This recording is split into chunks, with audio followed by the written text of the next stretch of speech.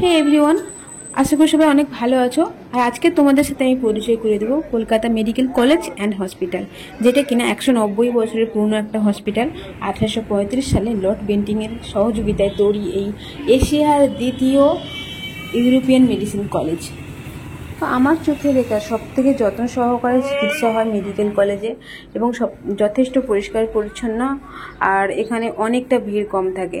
তো তোমাদেরকে এই ভিডিওতে দেখিয়ে দেবো যে এখানে কোথায় কোথায় কোন কোন ডক্টর বসে, কোন ফ্লোরে কীভাবে আসবে।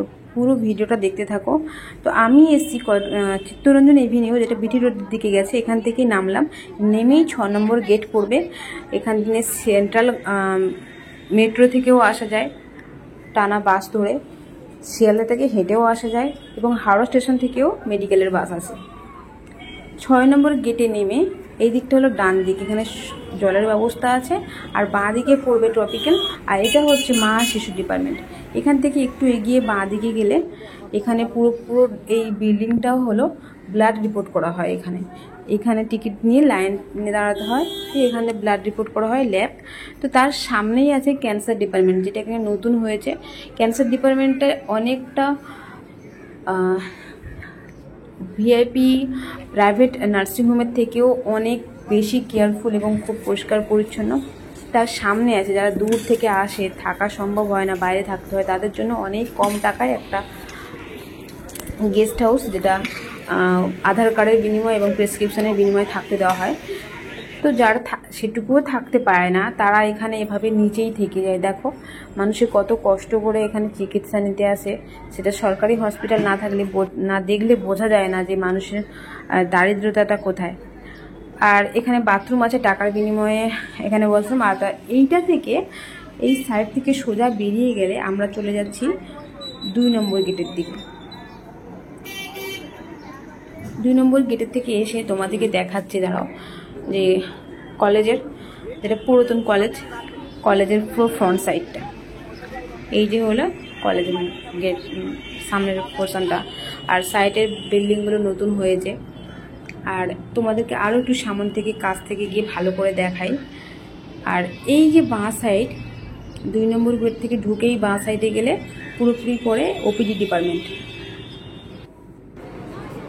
এটা এমার্জেন্সি বিল্ডিং, গ্রাউন্ড ফ্লোর, যেটা 2 নম্বর গেট থেকে ঢুকেই সামনে পড়বে এমার্জেন্সি। এই বিল্ডিংটা গ্রাউন্ড ফ্লোরে আছে মেডিসিন ফার্মেসি, যেখানে বাইরের থেকে অনেক ডিসকাউন্টে মেডিসিন পাওয়া যায়, এবং এটা অনেক সুবিধাজনক। প্রচুর কম টাকায় এখানে মেডিসিনগুলো পেয়ে যাবে। তারপর বেরিয়ে পড়লাম 3 নম্বর গেটের দিকে। তোমাদেরকে এবার 3 নম্বর গেট থেকে ঢুকে দেখাই, যেটা 2 নম্বর গেট থেকে তোমাদেরকে ওপিডি দেখিয়েছিলাম বাঁ সাইডে, সেটা 3 নম্বর গেট থেকে ঢুকলে ডান দিকে পড়বে ওপিডি। এখানে বাইরে থেকে টিকিট করে এসে এইখান থেকে এন্ট্রি নিতে হবে। একটু এগিয়ে গেলেই সাইডে আছে পুরনো বিল্ডিং, যেটাতে তোমার এক্স-রে ইউএসজিগুলো করানো হয়।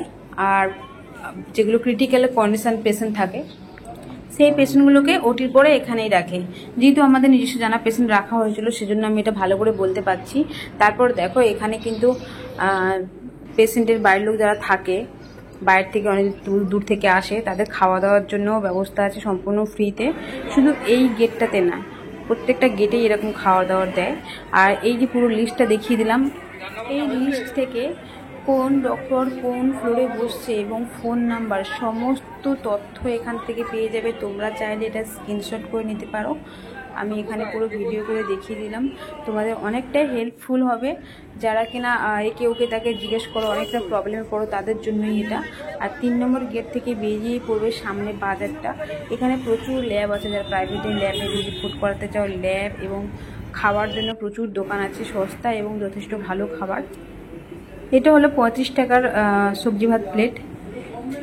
চলো খাওয়া দাওয়া সেরে পুরোপুরি আরও বাকি ভিডিওগুলো দেখানো যাক। তারপরে চলে আসলাম আমরা 5 নম্বর গেটে। এখানে দেখো মানুষজন থাকছে, যারা বাড়ি থেকে রান্নাবান্না করে নিয়ে আসছে, কিংবা এখানেই খাবার এভাবে নিয়ে খাচ্ছে। আরও তোমাদেরকে আরও একটা লাইন দেখাই, এখান থেকেও খাবার দিচ্ছে। নানা রকম সংস্থা, এনজিওগুলোও এসে এখানে খাবার বিতরণ করে, জল বিতরণ করে। তোমাদেরকে দেখাবো লাইনটা, যে কতটা সুবিধা হয়। দেখো মানুষের, বাইরে অনেকেই খেতে পারে না, কিংবা যারা দূর থেকে আসে, গরিব মানুষ, তাদের জন্য এই খাবারটা অনেকটা মূল্যবান হয়ে যায় ওই সময়টাতে। তো সবাই পুরো ভিডিওটা তোমাদেরকে দেখালাম, সঙ্গে থাকো পরবর্তী ভিডিওর জন্য। ধন্যবাদ সবাইকে।